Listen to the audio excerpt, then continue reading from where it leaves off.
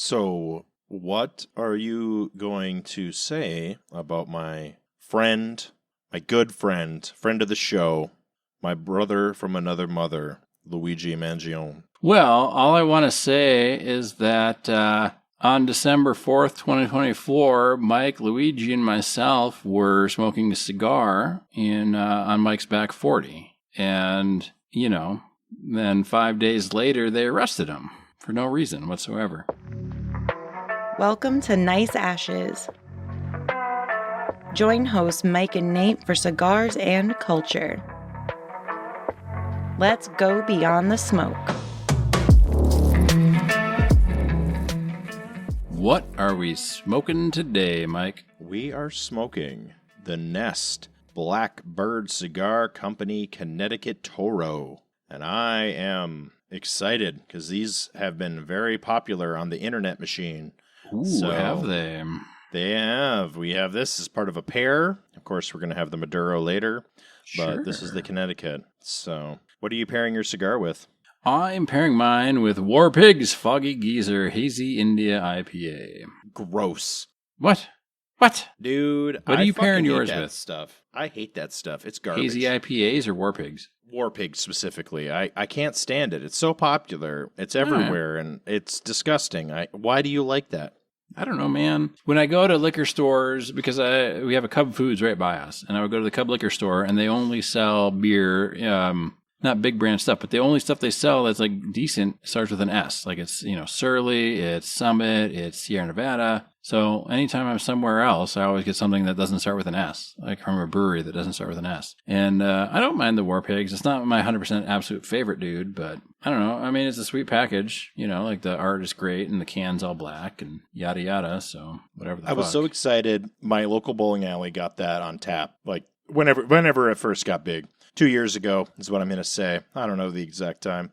Yeah. And I tried it, and I was really excited because it's nice to have like a tap beer that is not Bud Light or Busch Light. Yeah. And it fucking sucks. And then they never got rid of it. And it's still there 2 years later. And I'm like, dude, you were changing this out every keg for something new. And now it's just the same sad ass War Pigs. It's disgusting.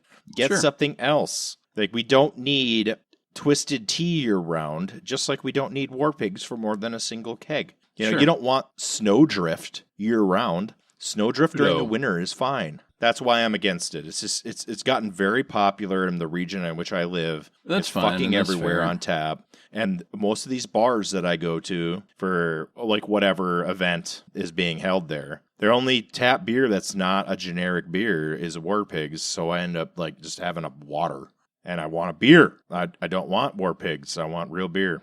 And it's either that or a bottle of Grain Belt. Now, I'm not against Grain Belt, but Yeah, I mean, I don't I drink would- it all the time. This was I bought a 6-pack, like a week ago or something, and 2 weeks ago, I don't know, whatever the fuck, right? And just had a couple left, so that's what I'm doing, man. Right. Wasn't really a big scheme to get Mike upset. Geez, Cruz. No, I finished off my bottle of Crown Royal, and I have more in the basement. But instead of doing that, I just grabbed a Rail bourbon, which is 4 Roses small batch. Sure. And I poured myself a glass of 4 Roses, and I'm not against it. I like 4 Roses. It's wonderful. Yes. So Good. First few puffs of the cigar, it's very chestnutty and quite nice. It's a very firm stick, at least mine is. Mine is quite firm, very well put together, no loose edges, handsome cigar overall. Yes. And similar start to the Dooku. I'm going to call Which it we're Dooku. smoking next episode, the Duque. Yes. But I like the label of this one a little bit better because it's got a little more contrast, a little more going on. The Dooku label was gold lettering on white background, and that was it. And this one is gold lettering on a red background with some black, also background stuff. And then it's got a nice little kind of design in the very back, like the Mitsubishi car logo or something. But Right. Well, the difference is that the Duque is a $1 cigar, and the Nest is like $7 online. Get it on sale for $5, but this is a higher end cigar. The couple dollars make a difference. Oh my God, do they? What Cigars are we going to talk about? Well, okay. No, go ahead. Yeah. This is going to be one of those episodes because we're going to talk about something that was in the news a lot, and then it absolutely vanished. And it will be in the news again, probably around the end of the year, beginning of the next year, 2026. We're going to talk a little bit about it now. And I don't know what Mike's reaction is going to be because Mike doesn't know what this episode topic is about. I'm going to say that I'm not necessarily 100% looking forward to this topic, but we're going to do it. We're going to do it, and we're going to talk Luigi Mangione. So, what are you going to say about my friend, my good friend of the show, my brother from another mother, Luigi Mangione? Well, all I want to say is that on December 4th, 2024, Mike, Luigi, and myself were smoking a cigar on Mike's back 40. And, then 5 days later, they arrested him for no reason whatsoever. That sounds about right. I can track with that. Yeah. So we're just going on air with that. And we're going to talk about the unaliving of UnitedHealthcare CEO Brian Thompson. Boo. Boo, Brian Thompson. Boo.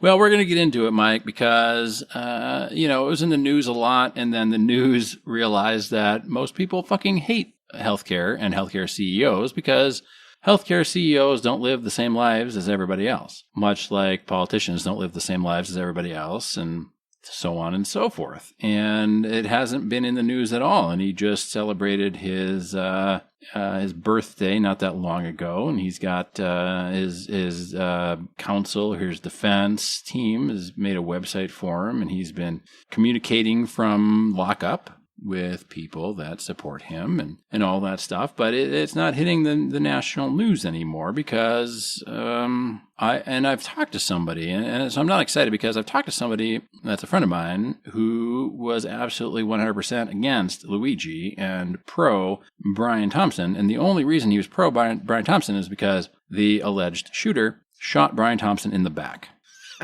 And he said that that's not a manly way to kill somebody. And I said, well, it's more manly than denying people health coverage and having them die slow, painful, horrific deaths. But everybody can have their own opinion. What was the response to that? What was the response to that? Brian Thompson was a family man. He had a wife and kids. And then my response was, well, all of the people that his company has killed, not necessarily actively, but killed due to their stances on things, also had wives and kids. More wives and kids than Brian ever had. Where do you draw the line? I mean, the whole point in my mind, if wife and kid is the qualification for being a good guy, like damn near all the bad guys are on the good guy list. Are you going to say Hitler? Please say no, Hitler. Because he didn't have a wife and kids. He did not have a wife and kids. Oh, but he had the girlfriend. Many of the other baddies did. Like a lot of people have wife and kids. Yeah, I don't think that's what's that have to do with anything. Yeah, it has nothing to do with anything. It's like Elon Musk has 47 kids, right? Yeah, I mean, whoever you want to say is a bad guy, listener, fill in the blank. They probably have spouse and children, or spouse and other things, or family, or people that think they like them. They're nice to dogs. They have these.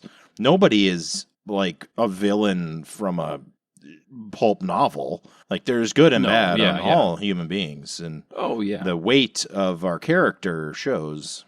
Well, and I would like to say, if you think Brian Thompson is this great guy, and I don't know because I've never met him, who are you at work and who are you at home? Probably two different people. Maybe related not by to this. Oh yes, go on, Mike. Related to this, I went to a high school graduation. And it was for Minneapolis public schools. And I listened and watched the whole thing. And they, of course, had this speaker. I'm not going to name the name. I don't want to give anybody away. Yeah. But he gave some advice to these people. And this is a very successful guy. And he gave 3 pieces of advice to the youths. And the first piece of advice I completely disagreed with. The other 2 were good. Sure. But he said, you need to be you. and make yourself heard and find your mark in this world, and let your inner self shine through. And that, I thought, was terrible advice to give to a bunch of 18-year-olds graduating from high school, because the majority of people who are going to have careers, good careers, the people you interact with don't want to interact with you. They want to interact with your position, because if you're in a good career, you have a position that has a title, it has expectations. You are a glorified cog in this machine, and your position is to enforce whatever the cog that you are does. It's not personal, it's business. You need to be pleasant, even if you don't want to be. You need to be pleasant to people. You need to treat them with respect. You need to enforce the cog that you are. It's not about you. It's not about what you want. You as a person don't exist. You as a position exists. You're not there. It's, XYZ in position, XYZ. The customer, you're always going to deal with a customer, whether that customer is internal or not. They don't want to know you. They don't give a shit about you. Did this person say be you at work, or just be you generally? He implied that Gen Z was revolutionary and that it was their, every generation is revolutionary, Mike. Yeah, that he implied that they should radicalize the workplace with their uniqueness. With their DEI policies. Yeah, nah, dog. Nah. Well, this particular gentleman is adjacent to that. Very successful businessman. A lot of credentials. Very important person. I'm not denying it. But he's in a position to where he can have a personality because he is like the leader. Because his cog is the big, shiny, golden cog. And nobody else's cog will ever be that big. Exactly. If you are the shiny cog, then that's fine. But even if you're the supervisor of other cogs, they still want to interact with you as a supervisor. They don't give a shit about your personal opinion. You're there to implement policy. That's pretty much how every organization works. And especially if you're dealing with people who are not in that organization, they really don't care about you they don't at all. I have two thoughts on this, Mike. One is the shiny armor has never seen battle. And two is that the better advice to give to the graduating classes, or anybody who maybe doesn't really know what to do with themselves, is find ways to be you. Not necessarily be you all the time, because there are lots of times where I've held my tongue at work and not told somebody exactly what I thought, but find ways to be you. One of the ways I can find to be me is to co-host this podcast with Mike. And I've got other interests and hobbies outside of work, because work is not life. Work should fund your life. But you should find ways to be you and find ways for you to be happy. That would be my take on it. Well, so my take is cliche and comes from a movie called War Incorporated. Okay. But the word persona comes from the word person. So to be a person is to have personas. And a persona is a mask.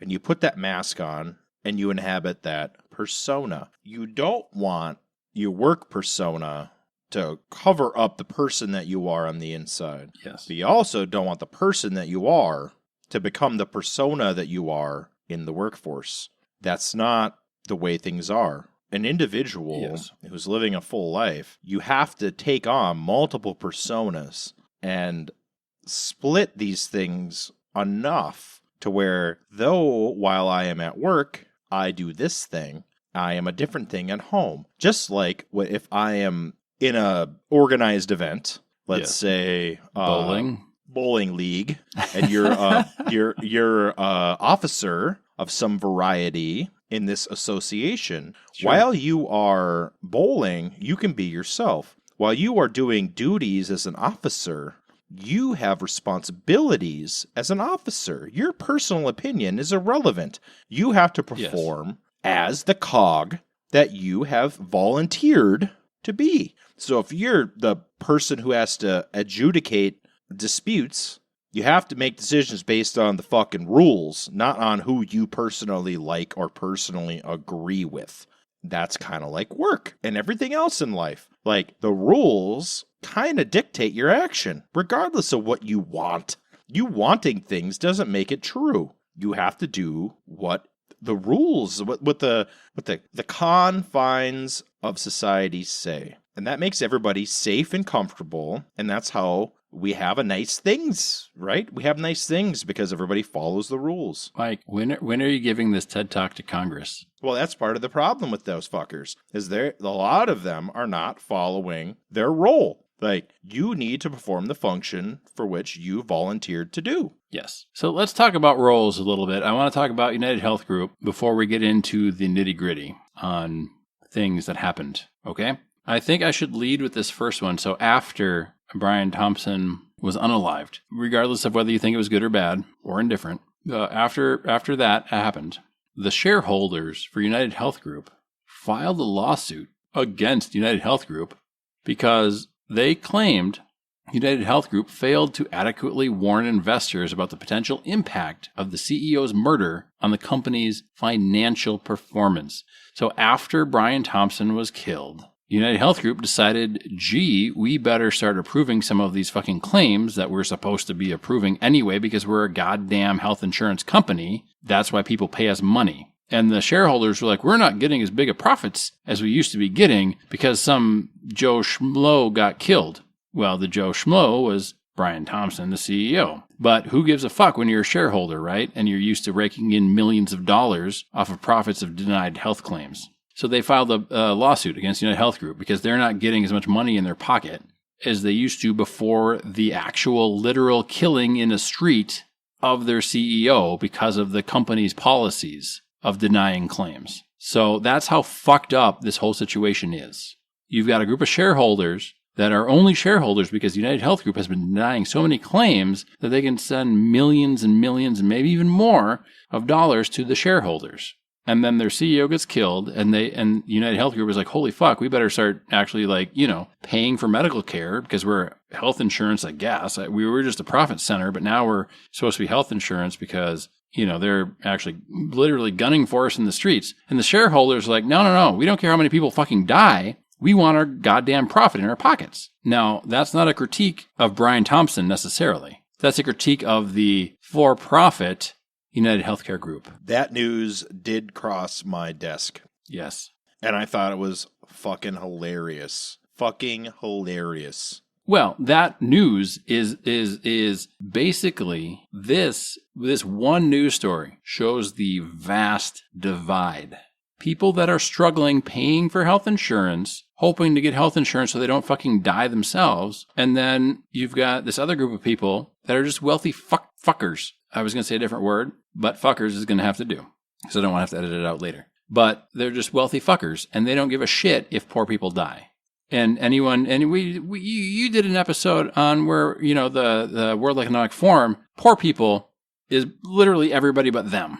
And so they don't give a shit if poor people die. If you're not in their same financial income class, you're a poor person. And if you die, who gives a fuck? You're just a number on their balance sheet. And if they can deny you health coverage for something you're paying for, and they can take that money anyway and put it in their pocket, they'd rather put it in their pocket than give it to a doctor to save your life. And this is the literal, this lawsuit tells you all you ever need to know about healthcare in America is you've got shareholders upset that United Healthcare decided to start actually paying some claims that's their sole purpose. Should be. They're a health insurance company. You get sick, you've been paying premiums, they cover your stuff. Healthy people pay the same amount, but they don't use the same amount, so there should be money there for everybody to use. Like it's supposed to be this thing.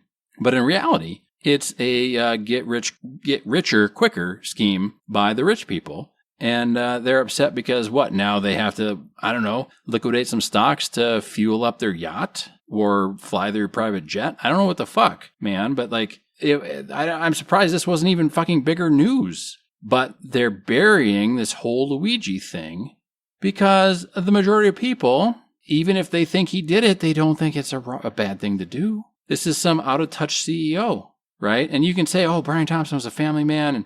And everything I found on here from my research was, oh, he was a loving father and husband. And he was always nice to talk to. And, well, you know what? He's a fucking CEO. He's trained to talk nicely to people. Does he give a fuck about you?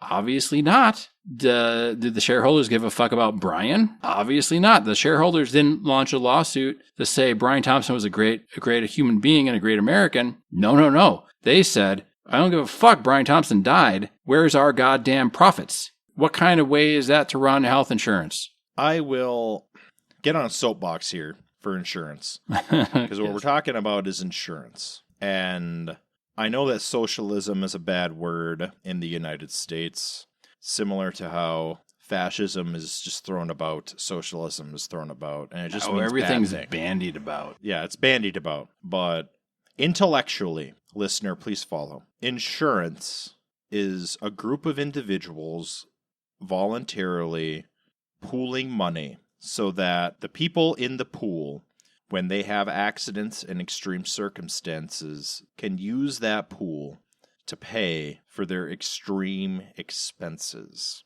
So we pay for auto insurance so that when you do have an accident, you have a pool of money to pay for it. And hopefully you don't have an accident. Nobody wants one. But God damn it, if you crash your vehicle into a deer, it's nice to have insurance so that you don't have a devastating loss. Now, yes, and homeowners insurance for your roof, hail damage, homeowners yada, yada, insurance, right? Health insurance, all insurance works on the same principle. In areas where there are insurance claims consistently, example, Florida, the homeowners insurance there is ran by the government. They have socialist insurance in conservative Florida. Yes. Because you can pool enough money to pay for the damage if you all get your money together. But you don't have enough money for a corporation to make profit. Yes. Now, it is my opinion that for-profit insurance of any kind is a perversion.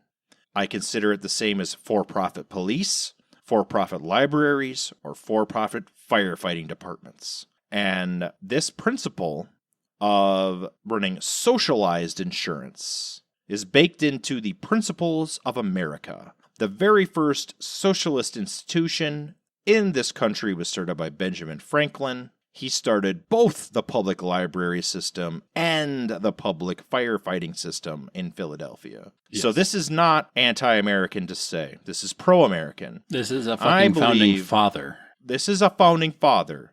Benjamin Franklin, friend of the show.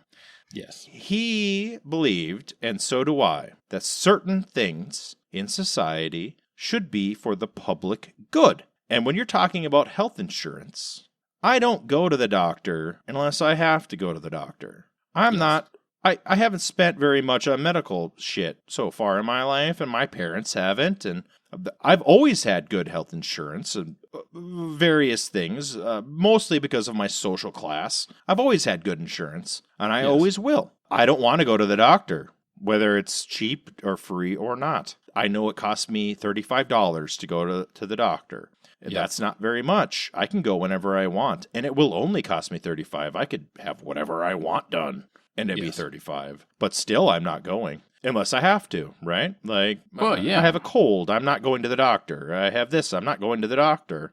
I'm only going to the doctor when I have to. So the idea in America that they try to sell you on this idea that, people will just go for no reason. Well, that's what the copay is for, right? Have you been to the doctor? It's not a fun thing.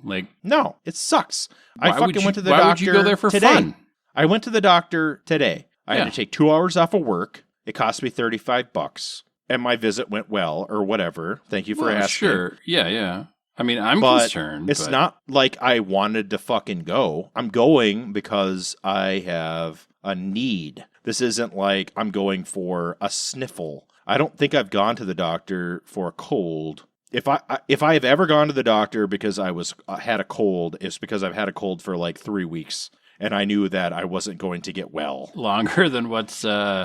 Yeah. And I try to go to the doctor. I don't like going to the doctor. I try to go when there's something obviously concerning because my dad never liked going to the doctor, and he would seemingly be on like death's door, and we'd be like, go to the doctor, and he's like, no. Well, he worked for the state. He had state insurance. Like, why wouldn't you just go to the fucking doctor? But different generation for sure, right? But if you've got the insurance and you've got the stuff, like go if it's concerning to you. Dude, totally different generation. Also in the like we need socialized medicine. If you do preventative maintenance checks once a year, it takes 2 hours. You do blood panels, you do the thing. Yeah. They'll find shit and they can get it before it becomes a problem a lot better. Yes. The current American system where we have this mass of people who are not insured or underinsured who can't afford the 30, they don't have insurance where it costs $35. Yeah. They have insurance where it costs whatever they charge. Yeah. And that's insane.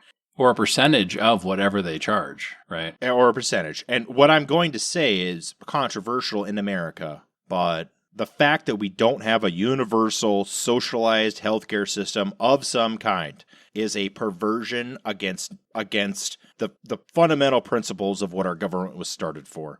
All right. Yeah. Healthcare wasn't a thing in 1776. It is now. Our government system, because of greed and profit, has allowed these scumbags to profiteer on sickness, death, and misery. You should not be making a profit on insurance. The whole idea is you pool everybody's money together to pay for the emergency. That should be a government institution. And people want to badmouth the government. Our government at times is extremely wasteful. Almost all of that is military. Once you get out of the military, you get into the forestry department, the Department of Transportation, the Department of Labor, the this and the that. These other departments aren't wasting money. They're administering programs efficiently. Yes. Like, look at the real cost of these programs. It's extremely efficient. It's wonderful. We have major issues with government waste. And almost always it's military, homeless budgeting, policing, these hot button topics that we talk about on the news. They're for profit. All these places are making insane amounts of money. Anytime you have privatized companies involved with what you're doing, they're trying to skim profit. And the only way to skim profit in insurance is to deny claims. Like naturally, your population, your cost of insurance should be equal to the amount of disaster that you have. Yeah. And if you have zero profit and you have just government employees making their salary, fair salaries, they'll gladly administer the insurance program for their salaries. People love making $100,000 a year, right? Yeah. You don't need a CEO making millions. You could have an administrator making $250,000 as the head bitch of the insurance program of your state. And that's all they'd make, by the way. That's even less. That's what Congress makes, right? Right. Like the head of your Department of Labor in your state probably only makes $80 an hour, maybe $90 an hour. And that's a salary. And they're doing more hours than that $180,000 that they're getting paid. Like they're doing 2,500 hours. Well, maybe like 2,200 hours. Let's be fair. They're probably doing 2,200 hours worth of labor for their $180,000 a year. The thing is that by the time they make that $180,000, they've been doing it for 30 to 40 years before they're in that position. They're committed to the cause. They're not taking money. They're administering. And then every person down the line from them also has a salary, and they're all doing their job.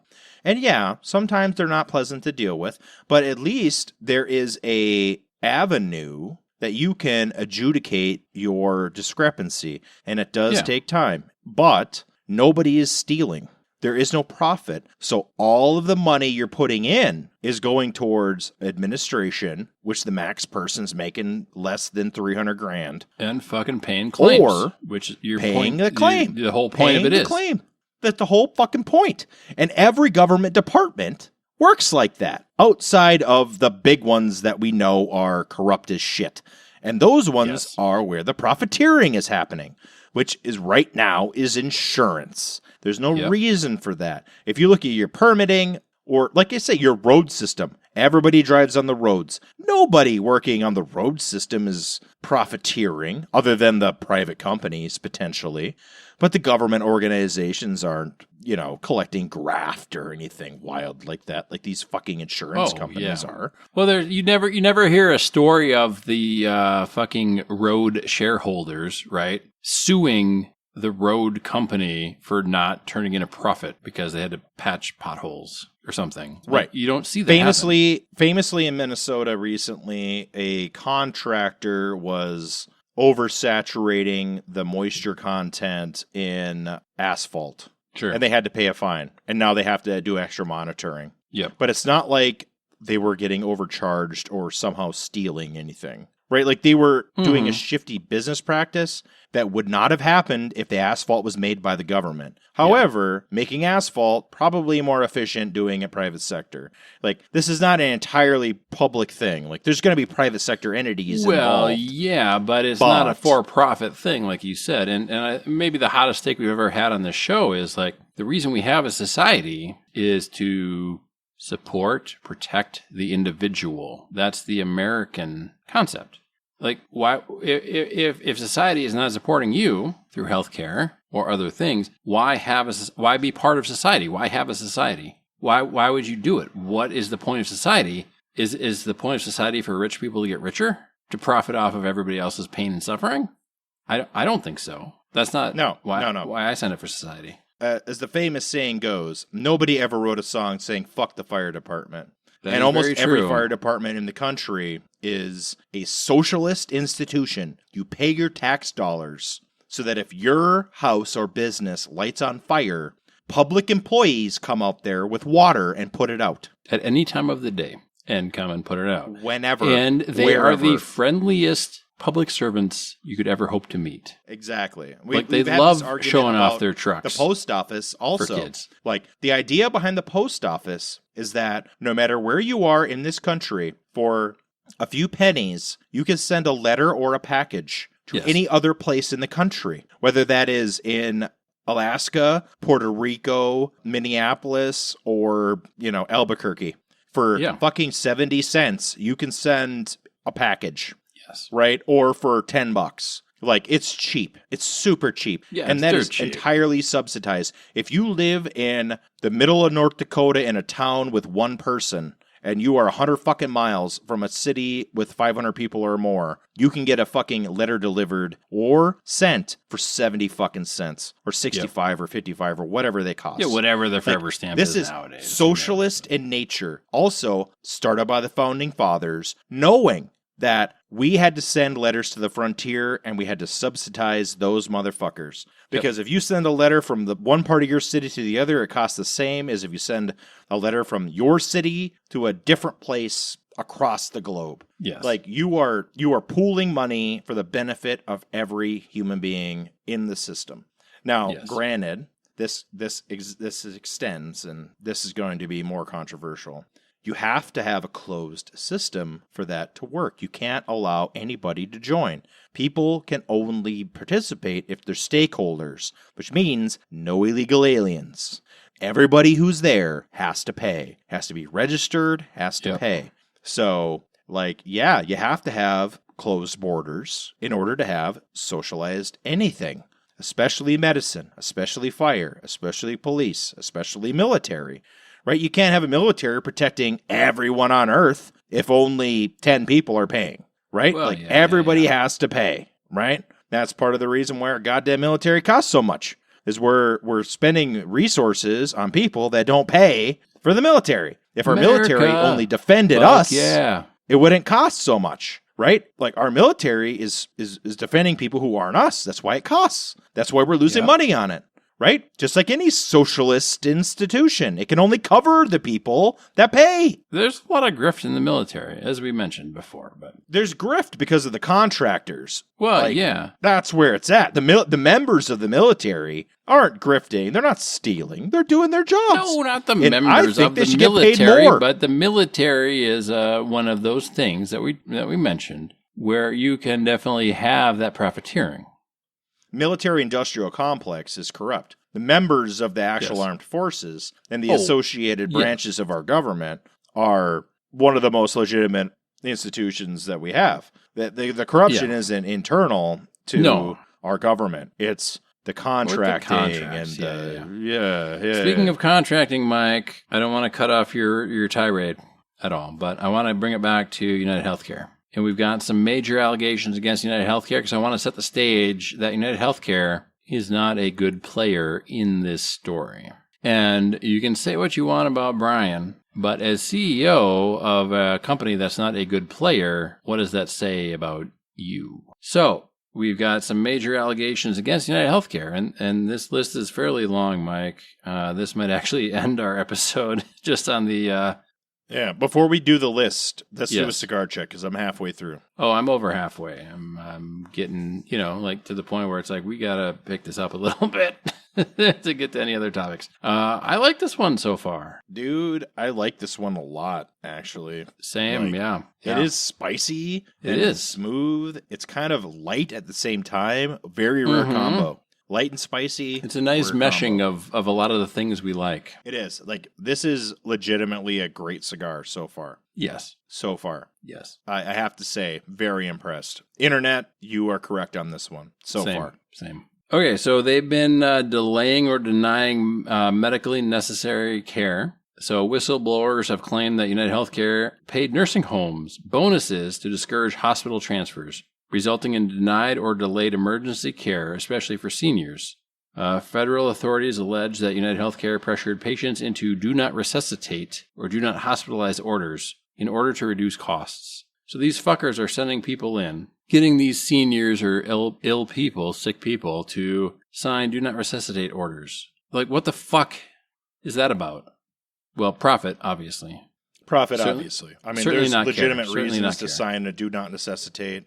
I know when my grandfather was extremely sick, my grandmother convinced him to not sign a do not resuscitate because he lived for a few years longer than he initially wanted to. Yes. Even though he was never bound in a nursing home or anything. Once he got sick enough, he allowed himself to die. But he had extensive cancer treatment. But he also lived an additional 20 years after that. Yeah. So it was worth it. But yeah, that's garbage. Well, I mean, that's Canada's doing something similar. That's a personal thing. They should support your decision. They shouldn't be forcing you to sign these things. I mean, we're not going to go into do not resuscitate because there's a lot of we can a lot little of things about it. But I would sign a do not resuscitate if I couldn't move.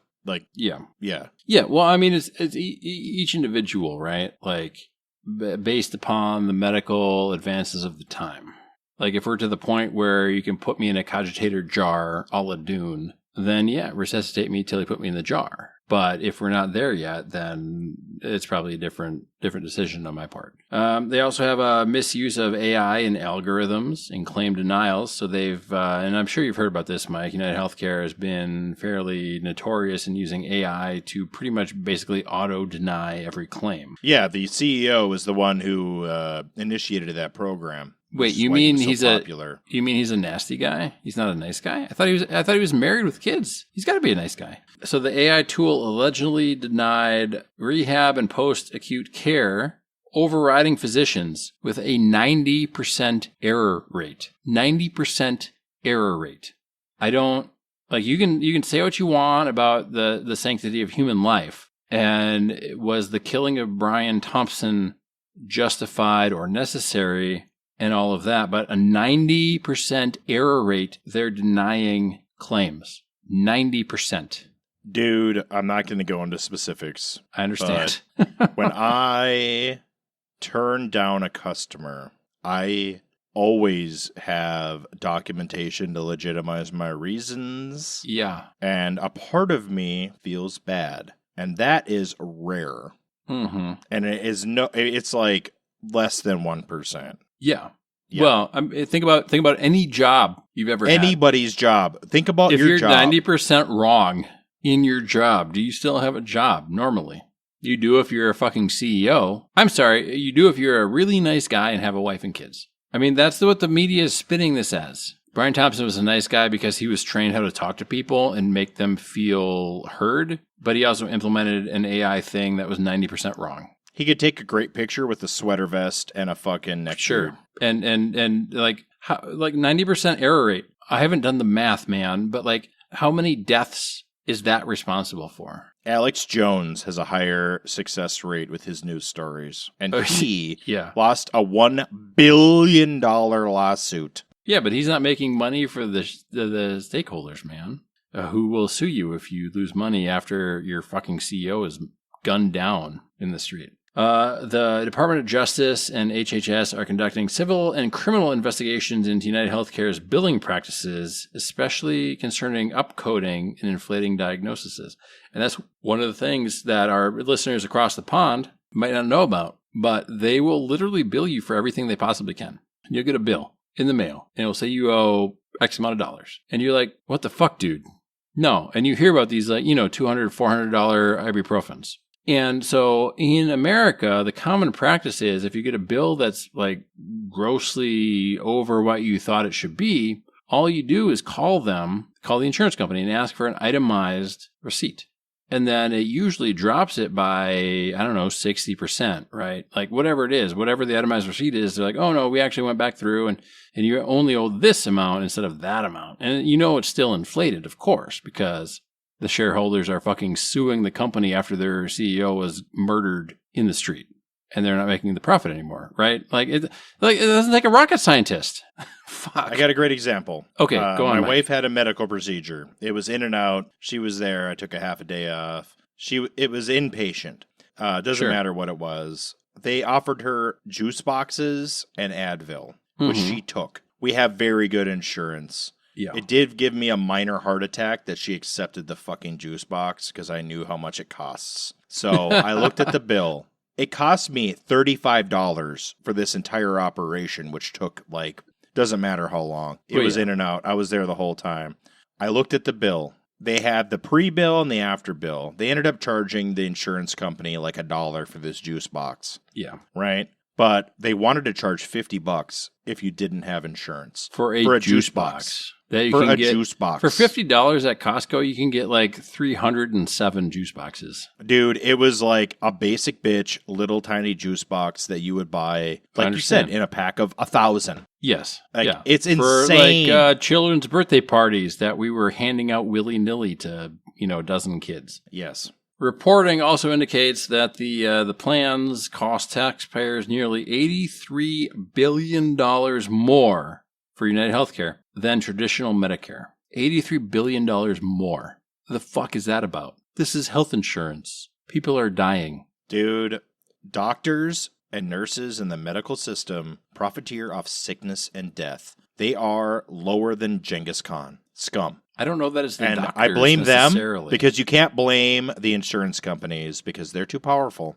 You got to attack the people in your community. Yeah. Because it's not that there is no doctors, change, man. There is no fucking change. Yeah. I mean, my personal doctor, I like a lot. He also is pretty cool with doing things. Sure. He also knows that I have excellent insurance. Well, yeah. But there's a factor there for sure. But it's just like the opioid crisis. Somebody has to be accountable.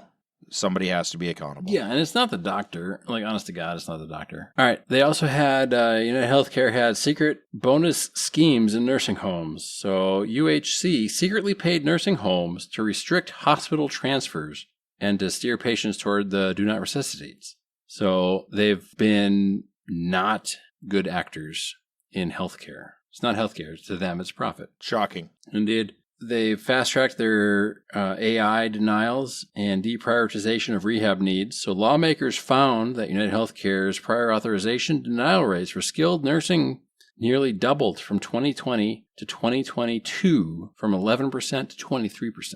I don't know about nearly doubled. 11% to 23% is over doubled, in my opinion. But, math is hard. So what do you do?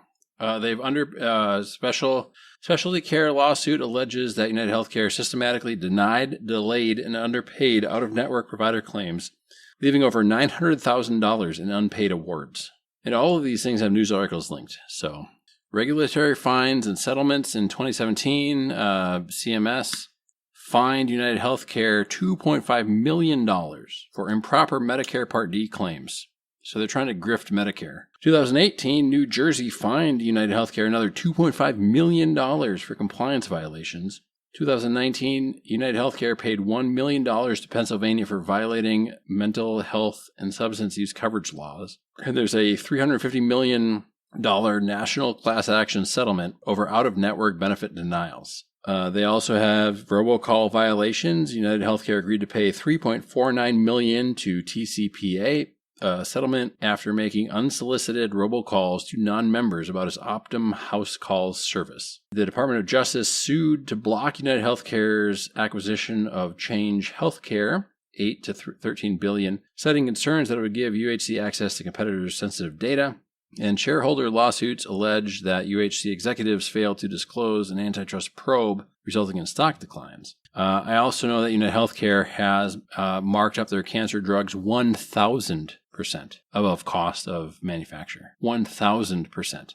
Now, the point of capitalism, of course, is to make a profit, but 1,000% profit? I will reiterate Cancer drugs. Insurance for profit is a perversion against nature. I agree with you. A perversion against the Constitution of the United States. The founders of this country started multiple socialist institutions, explicitly post office, fire departments, and library systems. Police departments were already socialist at that time. Didn't occur to them to have private policing. This was understood by educated people to be wrong. Not everything is about money. I hate to tell you that. Capitalism has limits. And I know that being an American, that is viewed as being some radical statement. But not everything is about making profit. Some things have to be about doing the right thing, regardless of profit. And something like insurance is one of those things. We've done it for so long that it's just ingrained in us that it's okay for the insurance companies to do this. And it's not okay. The fact that a health insurance company only paid $1 million fine is offensive. Think about what that means. If you built a house, a brand new house, and there was a serious problem with the foundation, and you had to knock the house down and rebuild it, that's going to cost $1 million. Do you think that whatever they did only cost the price of a house? I don't think so. Like, it would cost you $1 million. Like, if Nate were to rebuild his house, I've been there. It's a basic house on a basic lot in a basic city. It would cost him $1 million to build a brand new house with foundation on that lot today. Oh, 100%. Do you think that $1 million fine is enough for whatever the fuck they did wrong? Well, Probably think about not. it this way, Mike. You're doing work on your house. You, I don't know, you wire something wrong, right? And you burn down your house and your neighbor's house. And the state comes to you and they say, for damages, we're going to charge you $1. That's almost what this is. I mean, they're suing UnitedHealthcare for loss of profits because their CEO was fucking murdered in the middle of a street. Murdered in the middle of a street because people are fucking fed up with this shit. And the shareholders are so out of touch that they say, instead of telling the company, you had goddamn better start paying out claims, they're saying, what? You're starting to pay out claims? My profits are going down. The fuck is wrong with you? I want my profits back. I'm going to sue you now. I disagree. They're not out of touch. They're in touch. You're out of touch. The fucking system is set up to not pay out claims. I understand. Legally, they have the right to not pay out claims. I understand. That is the perversion. Like, I am not a God-believing person, but if you are listening and you do believe in God, what would Jesus say about this? He would flip tables and whip people, is what he would do. We've already talked about my crisis of faith in the past, but sure. One of the things that keeps me away is, like, the denial of Jesus' attack on the moneylenders. Yes. Like, what the fuck are we doing here? We all know, in your heart, you know that what is going on is wrong. Yes. The whole point of insurance is you hope to never use it. You hope to never use it. But it should be there when you need to use it. Dude, I have paid so much in auto insurance. Yeah. And I am not making claims unless it is something that costs me the deductible plus whatever is going to cost me in the future. Like if I get a $2,000 claim, or if I have a $2,000 of the damage, I'm not making a claim. Yeah. I'm just going to pay it because it's going to cost me more. Like my deductible, let's say it's $500. It doesn't matter. Like the deductible is kind of irrelevant. My insurance is going to go up. Like that's just how it is. Like my insurance is for me totaling that car. Yeah. Or doing $20,000 worth of damage. It's not for small shit. You pay that out of pocket. That's how it goes. Oh, yeah. Just like the house. Like, I'm not going to make a claim about a broken fucking window in my house. I'm going to replace it. The insurance is for the roof. The insurance is for the house burning down. Like, just like your personal insurance, right? Like, if you go to the doctor, you're there, you want to make sure you don't have medical bills that make you go bankrupt. Bankruptcy in the United States is caused by health debt. I don't know what the stats are, but the last time I looked it up, it was the number one cause of bankruptcy. Oh, yeah. It was also the number one thing that we had raised money for. Like, the number one money-raising endeavor in the United States is to pay for health costs. Yeah. GoFundMes and benefits. Like, I live in a rural area. We have benefits at these bars all the time. And the benefits are for people that didn't have their health care coverage paid for. And, I have limited, here's where it comes, the rubber hits the road. I have limited ability to feel bad for them because they made poor choices. Like, this is how the American system works. You have to make sacrifices to get good insurance in our country. Yeah. And if you don't make those sacrifices to get good insurance, then you get fucked when something bad happens. Yeah. Right? Well, like, the media makes it out like you're deserving to be fucked because you don't have good health insurance. But there's good health insurance and there's bad health insurance, but on a national stage, I don't know that America has good health insurance. On a national stage, we don't. And the thing is that there are occupations that have good insurance and people don't go into them. Usually, if you have good insurance, you're in an occupation that has highly specialized training. Sure. In America. Would you agree with that? I would agree with that, and I don't think that's how it should be. I don't think that's how it should be, but that's how it is in America. And it's very interesting when you talk to people from other countries, and you see a lot of stuff on the internet. I mean, there's a lot of stuff on the internet where people say, well, Canada has socialized medicine, and their wait times are this and that. And then you get people that are saying, like, well, I've got a family of whatever, and my doctor said it was going to be expensive for the treatment. And I said, oh, okay, well, how expensive? And they said $7. And then I laughed and laughed and laughed. So, I mean, you've got all this information and disinformation and misdirection, and you think about developed nations and what a society and what a government should do. And you've got the military-industrial complex. And you've got all of these people now profiteering off of saying no to health claims, and people are dying. People are literally dying. The number of GoFundMes I've seen for diabetics, and I'm a diabetic, for diabetics trying to raise money to get one more month of insulin, and then them dying before they can hit their funding goal. Like, that's not right in my mind. And I'm an atheist, and I think that if I had to say anything was sacred on the planet, I would say human life. Human life is sacred. We should do everything we can to protect human life. And we've got companies out there profiteering off of your illness, off of your disease. And diabetes is an ADA recognized disease. And you've got people dying because they can't afford their insulin. And insulin costs pennies to produce, literal pennies. And the inventor of insulin, synthetic insulin, didn't patent it because it was so cheap to produce, and he wanted everybody to have easy access to insulin. And now it's $300, $400, $500 a box of insulin. To cut in. Go on. The reason why he was a fool is because he should have patented it and then brought it to the open market. That's how fucked up our legal system is that he should have patented it and then made it open source. And that's all legalese because our system is so set up for profit. Sure. That people can hurt. Like, we hurt other people for money. Yep. And I am not an atheist, and I think that there are many things that are morally wrong. And one of the things is profiteering off of murder and death and sickness and like manipulation and harming others, right? Like one of the reasons why I chose the profession that I did was because I could make a good living without having to do any wrong to any person for any reason. Yes. I always can do the right thing every time and still pay my bills.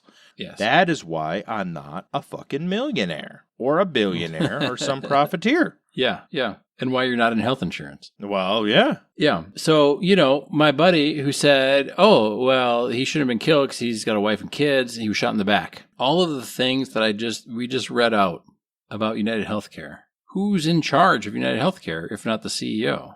I mean, sure, the stakeholders, but the CEO could go against the stakeholders and fight them. But it doesn't sound like that's what happened. So, in my opinion, I've watched a lot of John Wayne Westerns. So, being shot in the back, probably the most thoughtful thing anyone's ever done for Brian. I'm going to paraphrase. Well, I mean, what are you going to do? Like, I mean, there's other things you could do to him besides shoot him in the back, right? There's a lot of worse ways to die. There's a lot worse ways to die that were deserved. Anyway, paraphrase friend of the show, Martin Luther King Jr. Yes. A riot is the voice of the unheard. And right now, as of the recording of the show, we have nationwide riots yet again. And which are a diversion. They're a diversion from somebody being on the Epstein client list. Arguably, they're a diversion.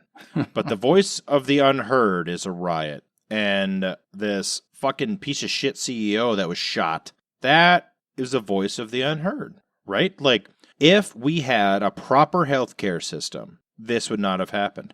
And I will add, before and if they had good practices, right?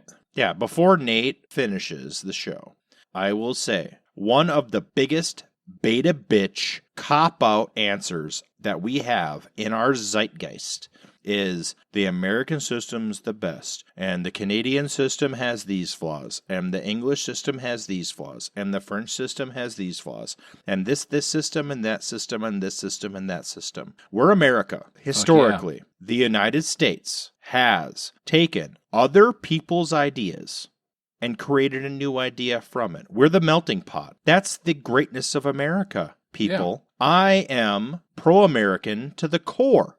I love America. I think the United States of America is the greatest country that has ever been. And the idea of America is the multiculturalism of taking the best of everybody's ideas and creating a new idea with all of that data. That is the backbone of the American melting pot. We don't need the multicultural ideal of everybody existing in their own little universe. America has historically taken the best, cut out the chaff, and created something new from it. And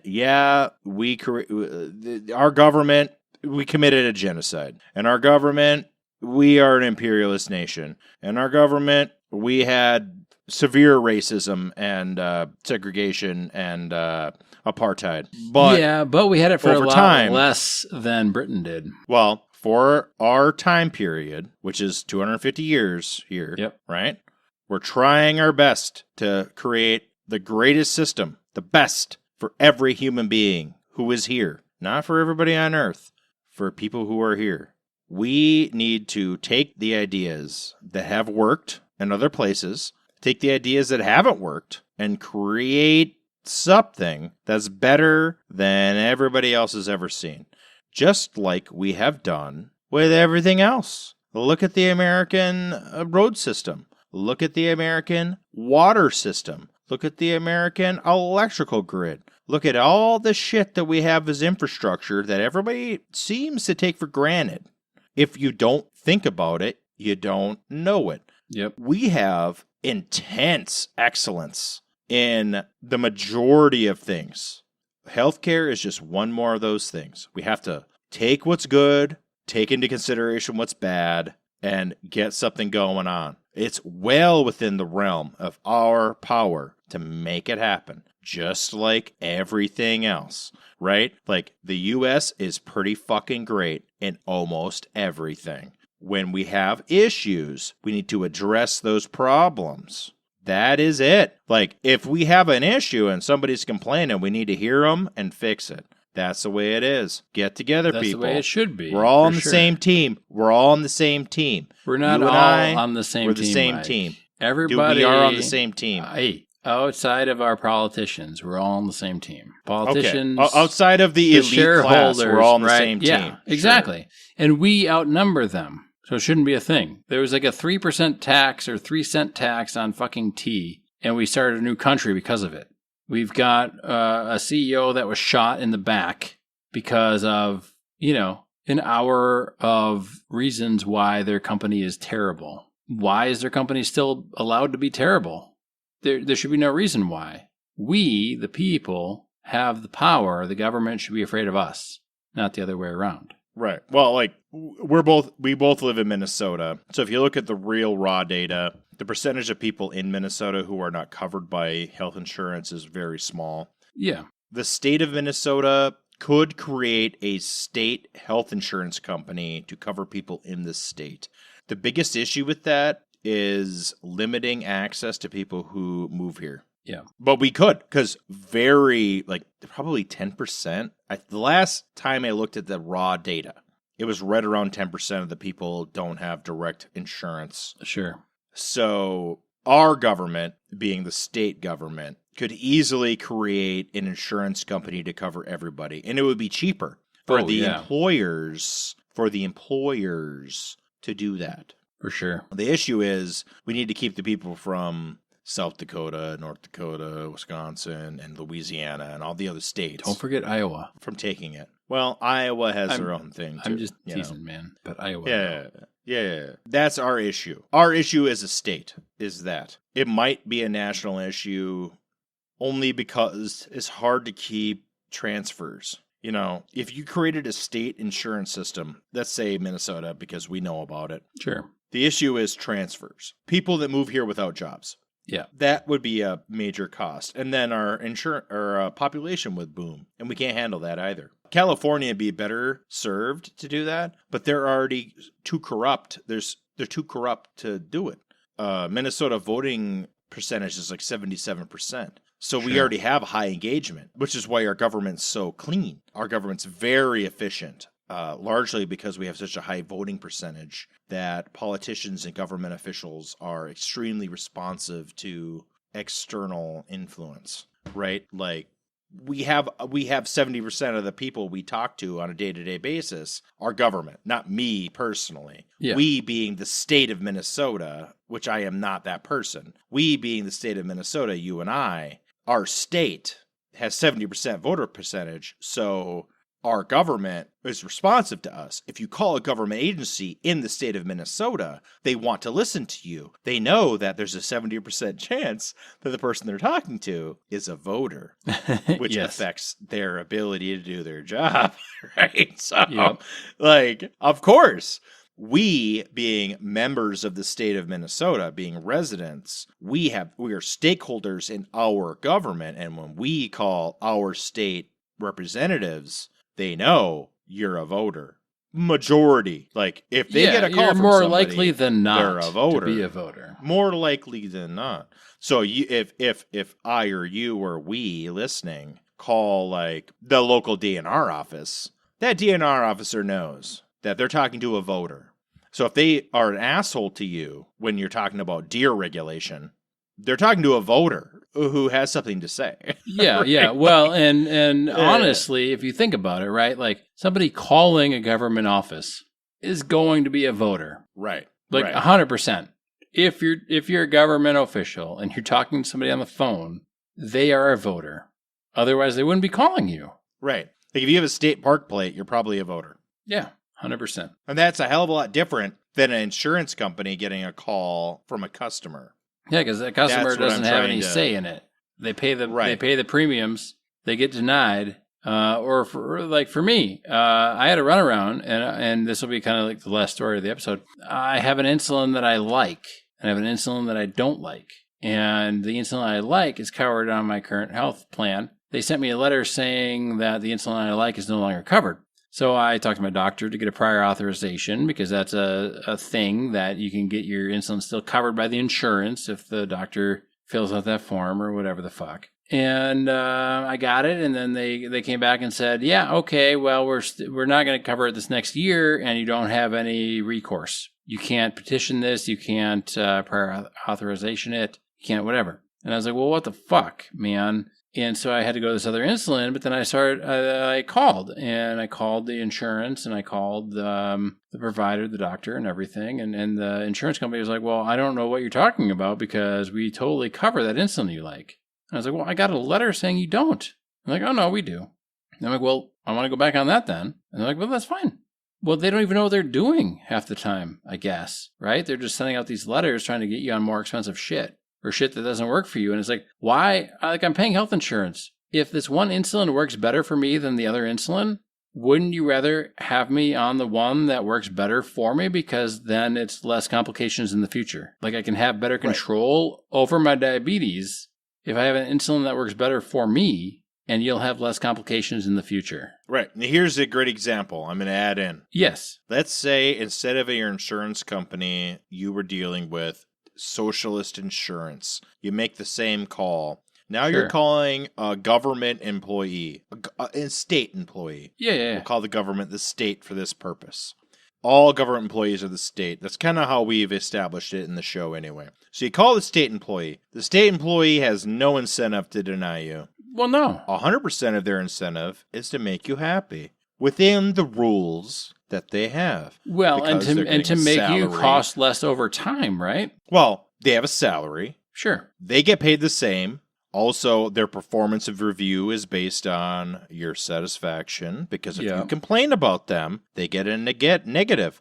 And their whole goal is to service the people calling them. Yes. So if you have a problem, the state employee, they want to help you legitimately. Their job is to help you. Yeah. They're going to do what they can. Even if it's not within the boundary of the rules, their incentive is to stretch to make it happen. Yeah. Because they're not motivated by profit. They're motivated by customer satisfaction. And they know goddamn well the cost doesn't matter, right? Like, if you're working for the state, the government, the thing, there is no profit. There's a breaking even. Also, customer satisfaction, and that pays dividends. Yes. Right? Because now you're talking to voters. Yeah. And the voters are going to say, hey, I had this interaction with state employee X doing procedure Y. I like the state. I think my taxes are good. I want my tax dollars to go to pay for state employee X's salary. Right? Yeah. It's like calling the fucking DNR about a boating license. Which, by the way, public service announcement, anybody who's going to drive a boat on lakes in Minnesota who's born in 1987 or later is going to need a boating license in the future. Dumbest shit I've ever fucking be heard. aware. But that's not me, so I don't give a shit. Fuck all you young kids. Fuck it. Yeah. Young kids being 40, bitch. Anyway, I have to get a boating license, apparently. I got a notice. Wait, when were you born? 1987. Oh, 87. I was born like right after the cut in 1987. Fucking sucks to be young, bro. I think the cut is July 1st of 1987. Holy shit. I was born in 86, so fuck all you young pups. Get your goddamn boating license. Get your Fortnite license. Get your TikTok license. Fuck you all. Just kidding. Yeah. So, boating license is 1987 in Minnesota. Holy fuck, I think the dude. end date, they're gonna gradually increase it in like 29 or something. I have to reread the release. I got an email. I don't know why I do know why I got the email, but for anybody who was born in 1987 or later, you have to get a boating license now. It's an online course. It's not that big. Sure. Can you still drink and boat though? Because like you can be fucking wasted off your ass and drive a boat, right? No, you can't. That's a BUI. That's a BUI. That's fucking bullshit. I have a friend who has 2 BUIs from the same weekend. What does that even mean? Believe it or not. That doesn't even mean anything. Boating under the influence. I know what it means, boating man, under but the like, influence. what does it even do? Like, I don't need a license to drive a boat because I was born in '86. So fuck off. I don't need a license to ride a bicycle. I don't need a license to drive a bicycle. So if I'm drunk on my bike, fuck off. All right, so paddle fishing. This is going to go into paddle fishing, which Nate has refused to do. I haven't refused. No, paddle fishing is for losers. He's like, no, I'll never paddle fish. I don't want to go. He's not like, oh, hey, let's plan, and then every year it becomes a problem. He's like, no, paddle fishing is for scum. I've got young kids, man.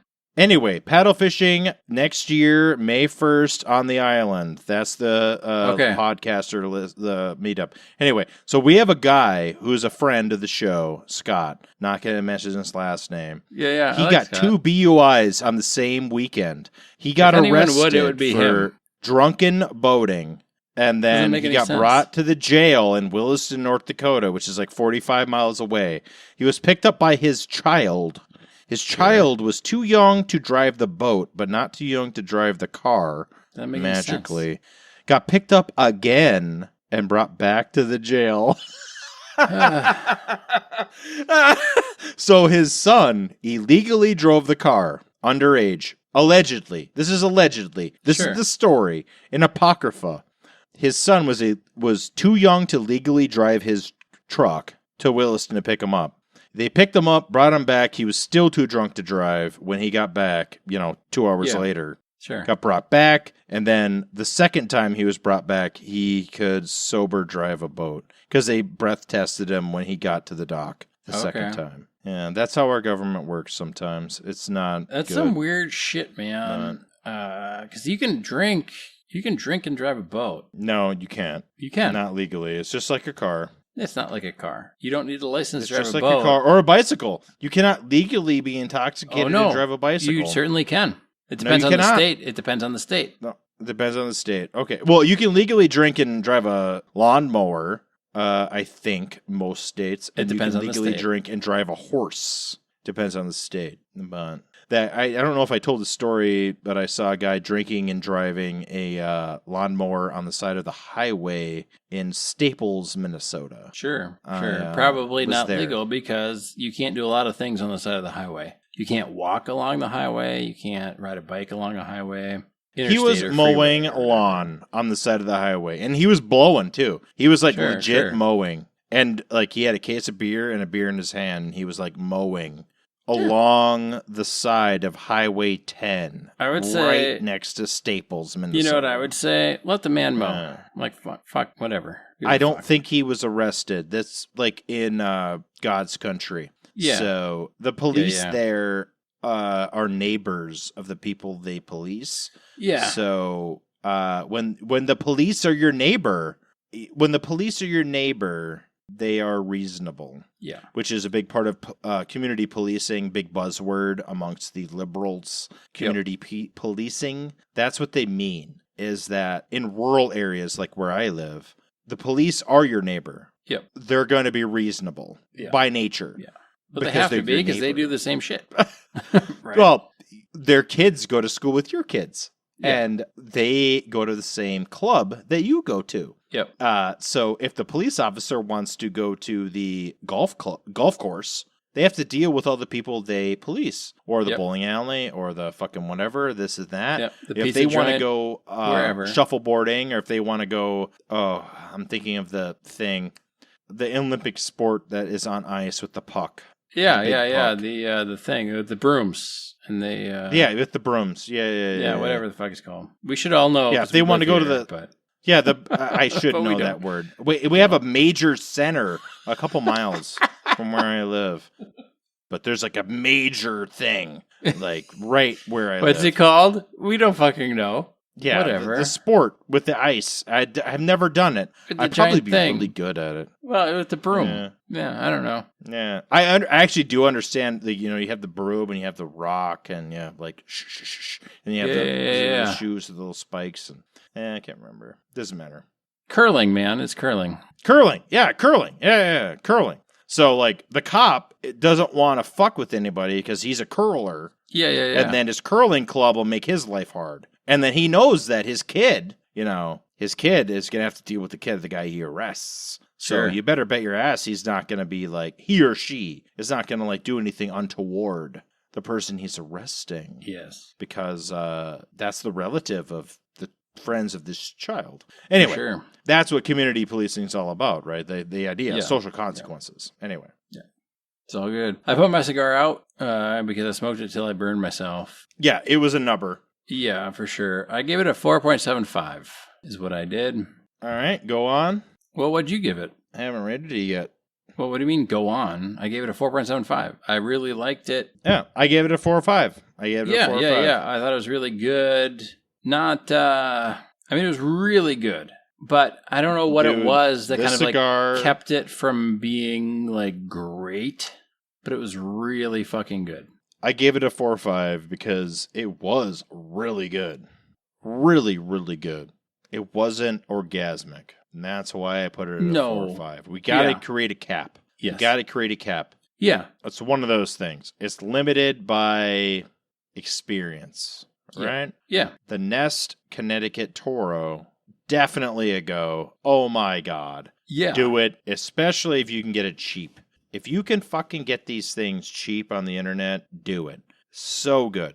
Yes. So good. And I think this one would be good for even kind of like beginners. Yeah, I would agree. Which is... You know what? Really good.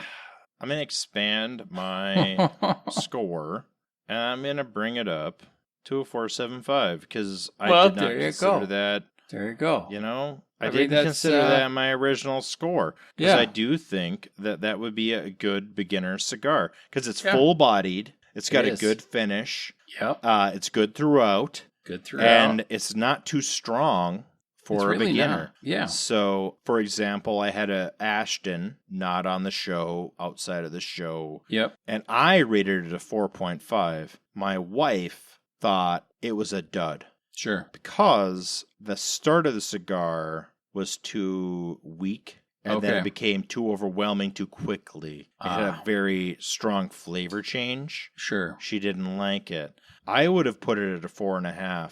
Yep. Based on the part that I smoked. I only smoked half. Yep. She smoked the first half. Well, that's still more than Cigar Aficionado smokes. Right. I think I'm like I say, I'm going to raise it up to 4.75. This is a really good cigar, especially if you want a new cigar smoker because it's very complex. It's got that nutty roasted start, and it's got that tang and that deeper flavor throughout, and it does deepen a little bit. It's not drastic, though, so it's not really a big surprise, but it does mature. It's not a surprise. It matures over time. It does mature. In a nice way, in a subtle way. A very subtle and nice way. I respect it. I think this is top tier. Top tier as far as entry-level cigars go. Yes. For sure. 100%. I've got one last thing to mention before we drop off this episode, and that is the trial is coming up. Jury nullification is totally a thing. Look it up. Otherwise, thanks for listening. Delay, deny, depose. Be safe, have fun.